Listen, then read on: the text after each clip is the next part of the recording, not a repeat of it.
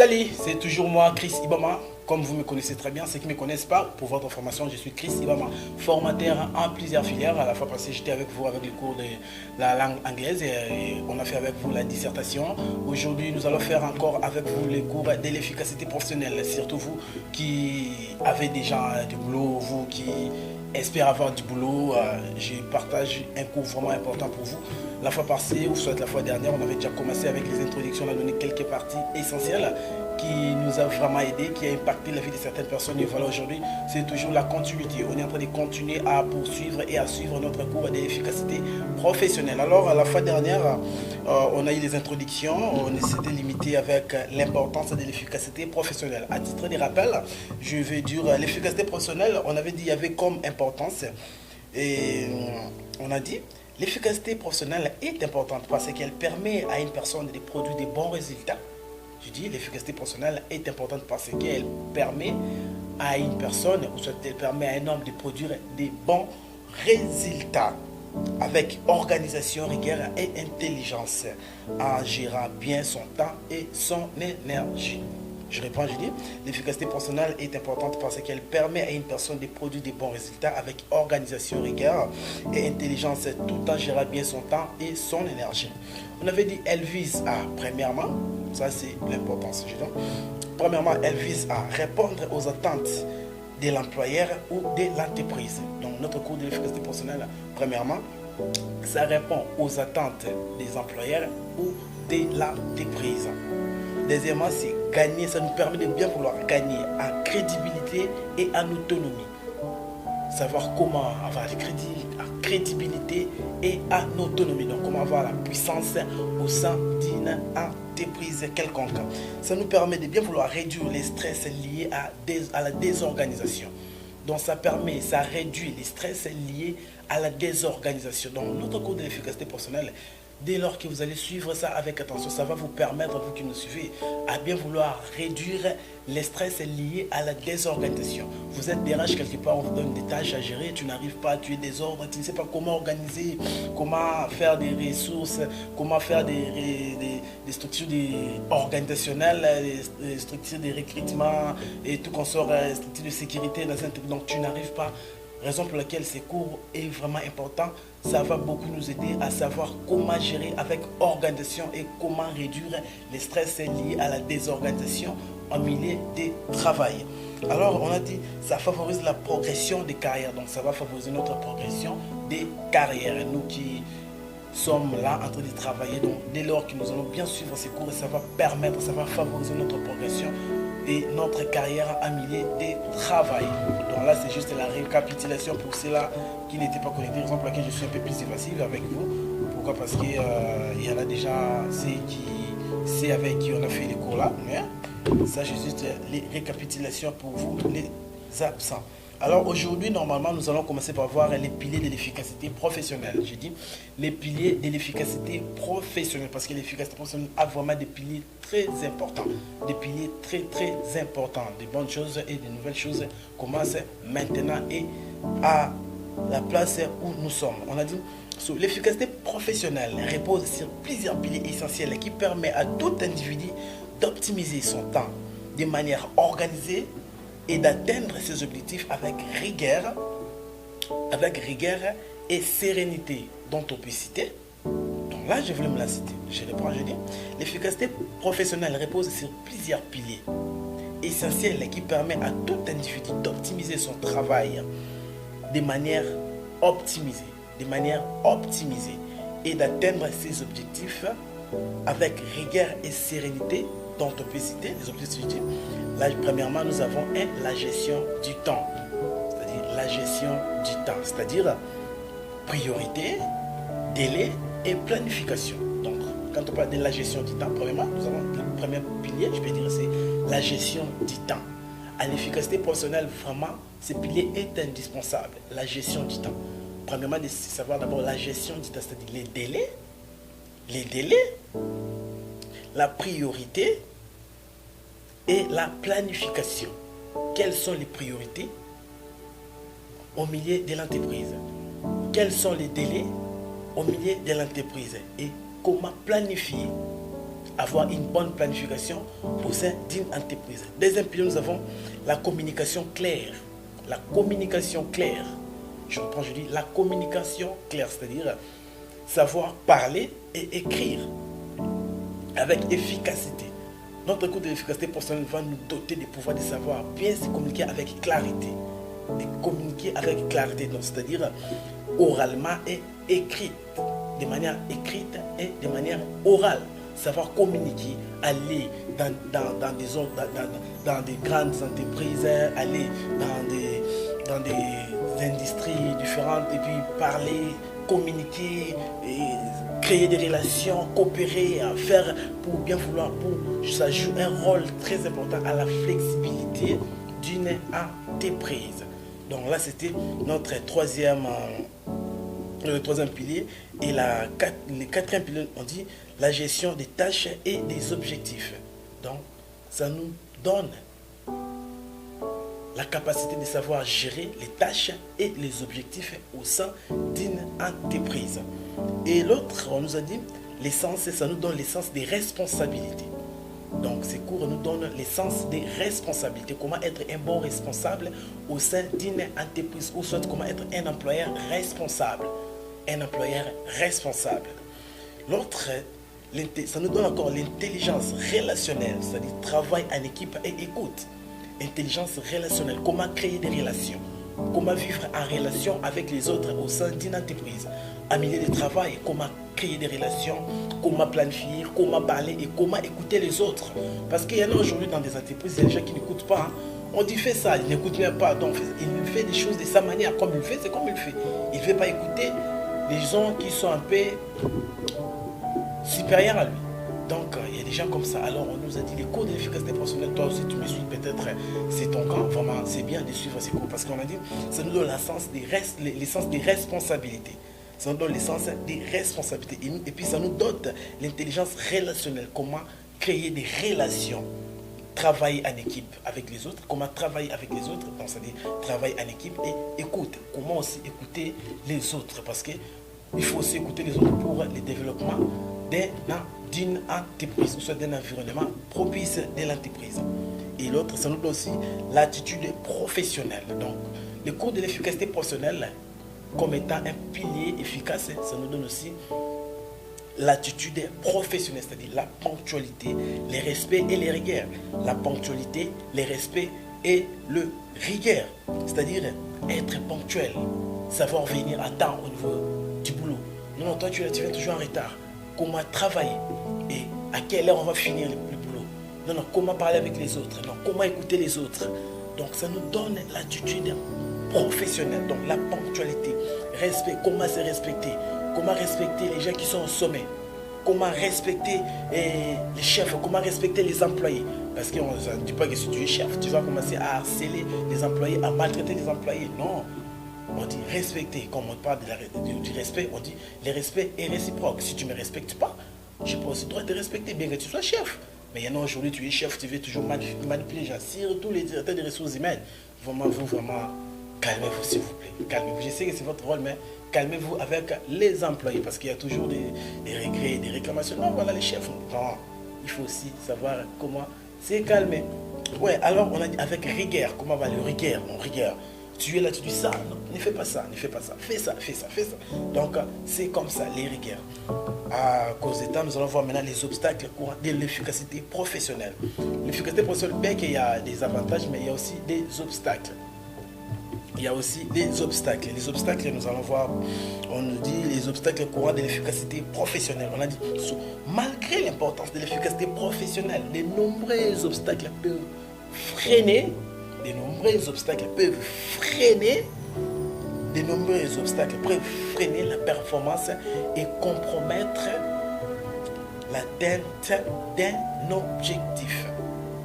Je réponds, on a dit, malgré l'importance de l'efficacité professionnelle, de nombreux obstacles peuvent freiner la performance et compromettre l'atteinte des objectifs. Bien qu'on a vu des avantages positifs, mais ici, là, on va aussi voir les désavantages. Parce que s'il y a les avantages, il y aura aussi les désavantages.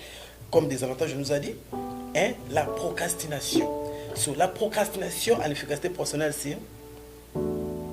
c'est c'est le fait de remettre volontairement à plus tard une tâche importante, même à sachant que cela peut avoir des conséquences négatives. Là, c'est ce qu'on appelle la procrastination. La procrastination, je reprends, je dis, la procrastination en efficacité professionnelle, c'est le fait de remettre volontairement à plus tard une tâche importante. Je dis bien une tâche importante. On te donne une tâche importante, mais tu as peur, est-ce que c'est si? Oui, tu sais que ça peut apporter des conséquences négatives, mais il faut d'abord accepter. Il faut d'abord accepter. Mais la procrastination, c'est ce qui fait, c'est la peur là, c'est ce que tu peur. Non, j'ai peur, voilà. Est-ce que. Mais on nous a dit que ce sont des choses qui nous permettent à ne pas vouloir gérer notre responsabilité. Donc on a dit la procrastination, c'est le fait de remettre volontairement à plus tard une tâche importante, même en sachant que cela peut avoir des conséquences négatives. Et le deuxième, on a dit la mauvaise organisation. La mauvaise organisation, c'est quoi? Donc tu es là, tu es chef dans une entreprise, tu ne sais pas organiser des choses. Tu as des désordres, tu ne sais pas comment faire les tendances de recrutement, des structures organisationnelles, des structures de sécurité, tu ne sais pas. Du coup, tu auras du mal. Et c'est ce qui va entraîner, c'est quoi? C'est la perte des performances. Donc, tu auras directement la perte des performances. Et la mauvaise organisation fait partie des obstacles de l'efficacité professionnelle. Et on a dit encore la distraction et les surcharges. Tu es chef d'une entreprise, soit tu es un employeur, tu aimes trop distraire là, au milieu du boulot, tu veux trop parler avec les gens et la surcharge. Donc tu as beaucoup de choses à faire. Tu es une seule personne, tu travailles ici à 12h, je serai dans telle entreprise et puis à 15h, je serai dans telle entreprise. La surcharge aussi est placée parmi les obstacles de l'efficacité professionnelle. Et nous avons encore la manque de motivation et de clarté dans les tâches. Donc, tu n'es pas motivé. Dès qu'on te donne une tâche, il faut d'abord avoir la motivation. Oui, c'est que j'ai, c'est qu'on m'a donné, c'est qu'on m'a confié. Je sais comment l'impacter. Oui, je vais le faire. Même si tu sais que ça ne marche pas, mais tu veux le faire. C'est ça qu'on appelle la motivation. Tu es motivé à faire des choses. On dit qu'on va planifier comme ça. Oui, je vais y aller, je vais parler, et je vais écouter, je vais faire des relations. C'est ça ce qu'on appelle. Là aussi, est tellement important. Ce pilier est vraiment important. Pourquoi? Parce qu'il y a des gens qui en perdent. On te donne une tâche, tu ne sais pas, tu commences déjà à voir. Non, non, c'est ça les obstacles. Donc on a dit, c'est la manque de motivation et de clarté dans les tâches. Donc tu n'es pas clair. On te donne une tâche, il faut bien parler. Il faut être clair avec la tâche à laquelle on t'a confié. On t'a confié, mais toi tu es là, on t'a confié une tâche. Tu n'as pas la clarté, tu n'es pas motivé. Et tout ça, ce sont les obstacles de l'efficacité professionnelle. Et nous allons aussi avoir la fixation d'objectifs SMART. La fixation d'objectifs SMART, c'est-à-dire SMART. Moi aussi, je ne connaissais pas ce terme, mais je voyais toujours SMART comme je savais en anglais. SMART, c'est intelligent. Mais ici, là, on va nous expliquer l'objectif, ou soit la fixation d'objectifs SMART. Le mot SMART, c'est un acronyme à 5 lettres. Nous avons S, M, A, P et le T. Le S, c'est le spécifique. M, c'est mesurable. A, c'est atteignable. R, c'est réaliste. Et le T, c'est temporel. Nous allons expliciter ça. Nous avons dit les objectifs SMART sont des objectifs bien définis qui aident à travailler efficacement. Le mot SMART est un acronyme à 5 lettres. Nous avons premièrement les S. Le S, c'est spécifique. S. S, c'est spécifique. On a dit ça. L'objectif doit être clair et précis. On sait exactement ce qu'on veut atteindre. Donc, on sait exactement ce qu'on veut atteindre. Donc, il faut spécifier l'objectif. Il faut spécifier l'objectif. Donc, S c'est spécifique. On est clair avec ce qu'on sait. Donc, je sais que la tâche que j'ai, je vais atteindre à telle chose. Et nous avons comme exemple améliorer ma ponctualité peut-être. Non, avec tâche qu'on m'a confié, pour bien gérer ça, il faut d'abord améliorer ma ponctualité. C'est ça ce qu'on appelle spécifique dans les objectifs SMART. Nous avons encore mesurable. L'objectif que tu as, ça doit être mesurable. Mesurable, c'est-à-dire il doit être quantifiable et vérifiable. Quantifiable et vérifiable. Exemple, réduire les retards à moins de 2 par semaine. Réduire les retards à moins de 2 par semaine. Nous avons encore A, atteignable. Atteignable, ça vraiment je l'aime bien. A, c'est-à-dire atteignable. L'objectif doit être réaliste selon les capacités et moyens. Ne pas viser l'impossible. Il faut être optimiste et non pessimiste. Il faut être optimiste et non pessimiste. Donc, comme on a dit spécifique, je vais bien expliquer spécifique, c'est Donc l'objectif doit être clair et précis. Donc on sait exactement ce qu'on veut atteindre. Donc là, on est dans le spécifique. Donc on a dit l'objectif doit être clair. Donc on sait exactement ce qu'on veut atteindre. Exemple, dans ces cas, dans cette tâche qu'on m'a donné, je vais atteindre tel objectif. Je vais aller jusqu'au bout, soit je vais gagner de l'argent, je vais gagner des ressources. Donc c'est comme ça, là c'est dans la spécificité. Alors on va passer sur la lettre M. La lettre M, on a dit c'est mesurable. Donc mesurable. On a dit l'objectif doit être quantifiable et vérifiable. Donc quantifiable et vérifiable. Là nous sommes dans les objectifs SMART, la fixation SMART. On a vu S, spécifique, et là c'est M, mesurable. On a dit l'objectif doit être quantifiable et mesurable. Dès lors que tu as l'objectif, donc cet objectif doit être mesurable. Donc ça doit être aussi quantifiable. Tu sais que non, ça, à rapport à ce temps, c'est de la manière dont je vais faire. C'est de la manière dont quantifiable et mesurable. Là, c'est la lettre M. Comme exemple, on nous a dit, exemple, réduire les retards à moins de 2 semaines. Exemple, réduire les retards à moins de 2 semaines ou 3 semaines, on va réduire les retards. Là, c'est M parce que l'objectif est mesurable. Alors, on passe à A, c'est-à-dire A, atteignable. Donc, SMART, on est smart, donc A, c'est atteignable. L'atteignable, on a dit, l'objectif doit être réaliste. Oh, j'aime ça, l'objectif que tu as eu doit être réaliste. Donc, tu sais, l'objectif que j'ai doit être réaliste. Donc, tu dois les réaliser. Tu dois les réaliser. Il faut avoir l'esprit d'un optimiste. Donc, tu sais que c'est que donc je sais que ça va bien aller. Ça va produire des résultats positifs. Parce que dès qu'on a une tâche, on s'attend toujours à avoir des résultats un peu plus positifs. Parce que les cours de l'efficacité professionnelle nous donnent toujours la capacité de pouvoir atteindre avec aisance nos objectifs. Alors là, on a dit, sur atteignable, l'objectif doit être réaliste selon les capacités et moyens. Donc, selon les capacités et les moyens qu'on a, c'est ce qui va nous permettre de pouvoir réaliser notre objectif. Là, c'était M. Et puis, nous allons voir la lettre R, réaliste ou pertinent. Réaliste ou pertinent. On a dit, il doit être utile et adapté à ton travail ou ton besoin. Donc, l'objectif que tu as doit premièrement être adaptable à ton travail. Parce que tu ne peux pas être, toi tu es là, exemple, tu travailles dans une entreprise de construction et tu veux atteindre une chose qui est même en dehors de la construction. Une chose peut-être qui est l'agronomie. Donc tu ne peux pas aller. Donc là, disons, c'est pas normal, là c'est pas réaliste, c'est pas pertinent. Tu n'es pas pertinent avec ton objectif, du coup il faut changer.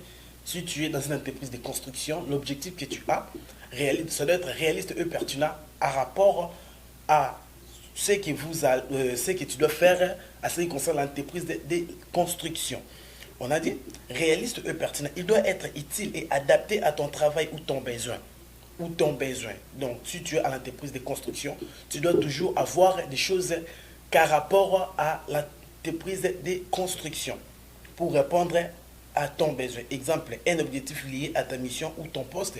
C'est comme je dis, tu es directeur des ressources humaines, tu ne peux pas aller gérer une chose qu'un DG peut gérer. Toi, tu n'es pas là pour gérer les choses des DG. Toi, tu es là, il faut s'occuper des humaines comme tu es un directeur des ressources humaines. Mais tu ne peux pas aller atteindre les niveaux de directeur général qui gère tout. Non. Toi, tu ne peux pas être comme ça. Tu ne peux pas aller gérer le poste d'une caissière, d'une secrétaire, etc. Non, donc tu dois être là. Il faut adapter, ton objectif doit être adapté à ton besoin. Donc, doit s'adapter à ton besoin. Excusez-moi un peu monotonie, quoi. Donc, on l'a dit encore, c'est T qui est temporel. Donc, on a dit, il faut fixer une date ou un délai. Dès lors que tu as un objectif, l'objectif doit être fixé à une date. Ça doit avoir un délai. Tu sais, exemple, d'ici les 15, je vais commencer tel objectif. D'ici les 17, je vais commencer tel. Donc, comme ça, il faut avoir un besoin. Donc, on a dit, temporel, ça dit il faut fixer une date ou un délai. Exemple, d'ici 30 jours, je vais faire ça. D'ici, je vais faire ça. C'était ça, la fixation des objectifs SMART.